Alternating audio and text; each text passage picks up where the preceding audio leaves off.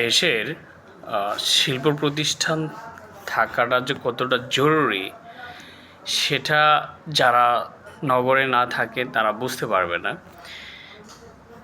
যেমন একটা গার্মেন্টসের কথা বলি, একটা গার্মেন্টস বাংলাদেশে টিকে থাকা অনেক অনেক জরুরি।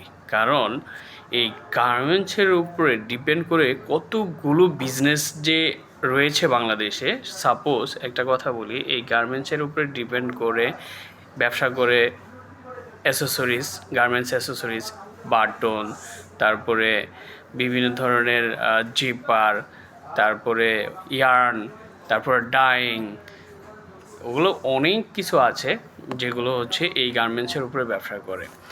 শুধু এই অ্যাসেসরিজটার কথা বলতেছি না, আরও আছে আপনাদের দেখায়। এই যে নগরবাসীগুলো, এই যে এখানে রাস্তার দুই সাইডে আপনাদের আমি দেখাচ্ছি, রাস্তার দুই সাইডে কত ধরনের ব্যবসায়িক রয়েছে। যেমন কাঁচা তরকারিওয়ালা, এটা ডিপেন্ড করে গার্মেন্টসের লোকদের উপরে। গার্মেন্ট যদি না থাকে, এরকম হাজার হাজার যে বিজনেস আছে, ক্ষুদ্র ব্যবসায়ী রয়েছে, এরা টিকতে পারবে না। এরা কি করে খাবে? অর্থনীতির চাকাটা কিভাবে ঘুরছে একটু দেখেন।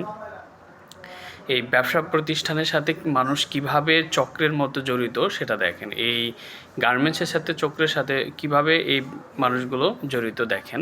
একটা গার্মেন্টসের সাথে জড়িত হচ্ছে নগরের বিল্ডিং, নগরের বাসা ভাড়া,